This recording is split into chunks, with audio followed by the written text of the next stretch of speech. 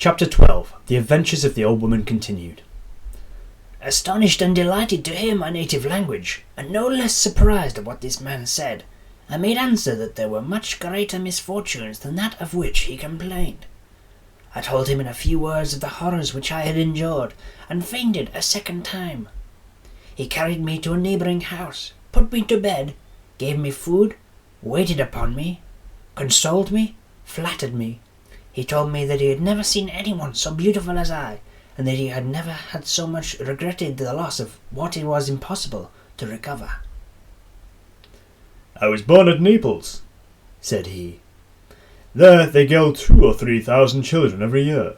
Some die of the operation, others acquire a voice more beautiful than that of women, and others are raised to offices of state. This operation was performed on me with great success, and I was chapel musician to Madame, the Princess of Palestrina." "To my mother!" cried I. "Your mother!" cried he, weeping. "What? Can you be that young princess whom I brought up until the age of 6 years, and who promised so early to be as beautiful as you?" "It is I, indeed, but my mother lies 400 yards hence, torn in quarters under a heap of dead bodies."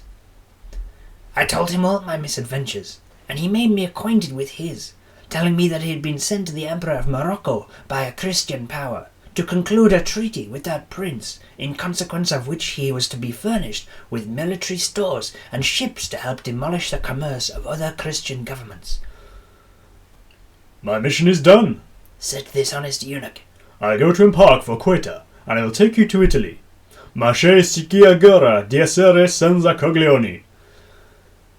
I thanked him with tears of commiseration, and instead of taking me to Italy, he conducted me to Algiers, where he sold me to the Dey. Scarcely was I sold, than the plague which had made the tour of Africa, Asia, and Europe broke out with great malignancy in Algiers. You have seen earthquakes, but pray, miss, have you ever had the plague? "Never," answered Cunegonde. "If you had," said the woman, "you would acknowledge that it is far more terrible than an earthquake. It is common in Africa, and I caught it. Imagine to yourself the distressed situation of the daughter of a pope, only 15 years old, who, in less than 3 months, had felt the miseries of poverty and slavery, been ravished almost every day, had beheld her mother drawn in quarters, had experienced famine and war, and was dying of the plague in Algiers. I did not die, however, but my eunuch and the Dey, and almost the whole seraglio of Algiers, perished. As soon as the first fury of this terrible pestilence was over, a sale was made to the Dey's slaves. I was purchased by a merchant and carried to Tunis. This man sold me to another merchant, who sold me again to another at Tripoli. From Tripoli I was sold to Alexandria, from Alexandria to Smyrna, and from Smyrna to Constantinople. At length I became the property of an Aga of the Janissaries, who was soon ordered away to the defence of Azov, then besieged by the Russians. The Aga, who was a very gallant man, took his whole seraglio with him, and lodged us in a small fort on the Palus Myrtides, guarded by 2 black eunuchs and 20 soldiers. The Turks killed prodigious numbers of the Russians, but the latter had their revenge. Azov was destroyed by fire, the inhabitants put to the sword, neither sex nor age was spared, until there remained only a little fort, and the enemy wanted to starve us out. The 20 Janissaries had sworn that they would never surrender.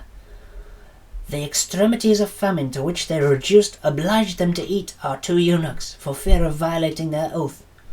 At the end of the day, they resolved also to devour the women. We had a very pious and humane imam, who preached an excellent sermon, exhorting them not to kill us all at once. "Only cut off a buttock of each of those ladies," said he, "and you'll fare extremely well. If you must go to it again, there will be the same entertainment a few days hence. Heaven will accept of so charitable an action, and send you relief." He had great eloquence. He persuaded them. We underwent this terrible operation.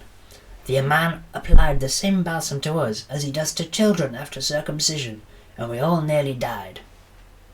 Scarcely had the Janissaries finished the repast with which we had furnished them, than the Russians came in flat-bottomed boats. Not a Janissary escaped. The Russians paid no attention to the condition we were in. There are French surgeons in all parts of the world. One of them, who was very clever, took us under his care. He cured us, and as long as I live I shall remember that as soon as my wounds were healed he made proposals to me. He bid us all be of good cheer, telling us that the like had happened in many sieges, and that it was according to the laws of war. As soon as my companions could walk, they were obliged to set out for Moscow. I fell to the share of a boyard, who made me his gardener, and gave me 20 lashes a day.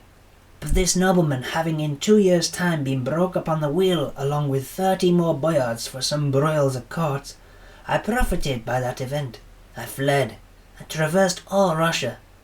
Yea, I was a long time an innkeeper's servant at Riga, the same at Rostock, at Wismar, at Leipzig, at Kassel, at Utrecht, in Leyden, at the Hague, at Rotterdam. I waxed old in misery and disgrace, having only one half of my posteriors, and always remembering I was a pope's daughter. 100 times I was upon the point of killing myself, but still I loved life.